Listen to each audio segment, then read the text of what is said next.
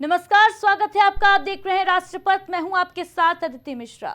उत्तर प्रदेश की राजनीति में एक नया मोड़ आ गया है। दरअसल स्वामी प्रसाद मौर्य ने पंचायत चुनाव और 2027 के विधानसभा चुनाव से पहले तीसरा मोर्चा बनाने की घोषणा की।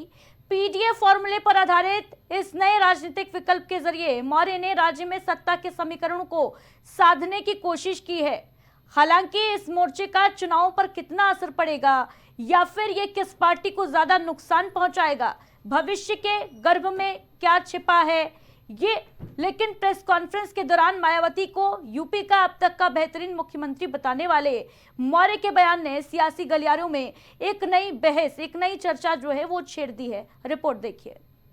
मायावती का जो कार्यकाल था वो ऐतिहासिक था।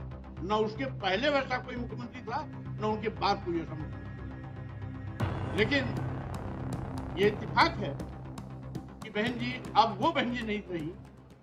उत्तर प्रदेश की राजनीति में सियासी हलचल काफी तेज है। स्वामी प्रसाद मौर्य सियासी चर्चा का केंद्र बन गए हैं। कभी मायावती पर निजी हमले कर गंभीर आरोप लगाकर बहुजन समाज पार्टी छोड़ने वाले स्वामी प्रसाद मौर्य के तेवर इन दिनों बदले बदले से नजर आ रहे हैं। स्वामी प्रसाद मौर्य ने एक दिन पहले यूपी के बाराबंकी में बीजेपी के साथ ही समाजवादी पार्टी पर जमकर हमला बोला, लेकिन बसपा की ओर उंगली उठाने से परहेज करते नजर आए। उन्होंने बसपा प्रमुख मायावती की तारीफ करते हुए उन्हें अब तक का सबसे बेहतर मुख्यमंत्री भी बता दिया है। इस बयान से एक दिन पहले ही स्वामी प्रसाद मौर्य ने बसपा के नेशनल कोऑर्डिनेटर आकाश आनंद को भी बधाई दी थी और कहा था कि वो राजनीति में अभी बहुत नए हैं, उन्हें पार्टी में और महत्व दिया जाना चाहिए।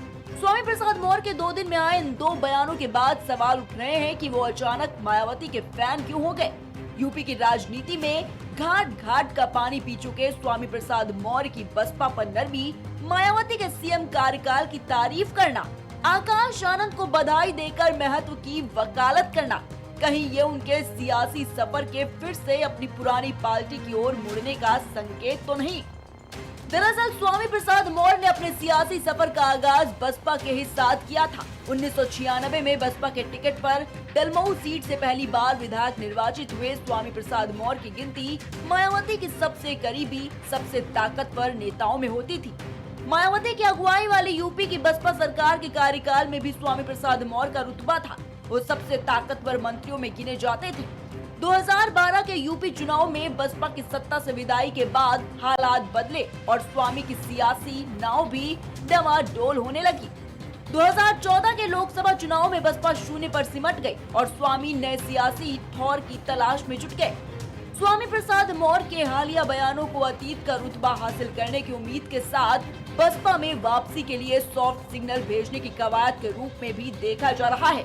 कहा तो ये भी जा रहा है कि अपना सियासी अस्तित्व बचाने के लिए स्वामी प्रसाद मौर्य अब बसपा में वापसी की पिच तैयार करने में जुटे हैं। स्वामी प्रसाद मौर्य ने भले ही अपनी जनता पार्टी नाम से दल बना लिया हो, लोक मोर्चा नाम से गठबंधन बना खुद को सीएम फेज घोषित करा लिया हो, लेकिन वो रुतबा नहीं लौट सका जो कभी बसपा में हुआ करता था। शायद उन्हें अंदाजा हो गया है कि बीजेपी और सपा की सीधी फाइट में तीसरा मजबूत कोर बसपा ही उनको दे सकती है। बसपा भी पुराने नेताओं के पार्टी छोड़ने के बाद अपने वजूद की लड़ाई लड़ रही है और स्वामी प्रसाद मौर्य सियासत में खुद को प्रासंगिक बनाए रखने की। Desk report, prime TV.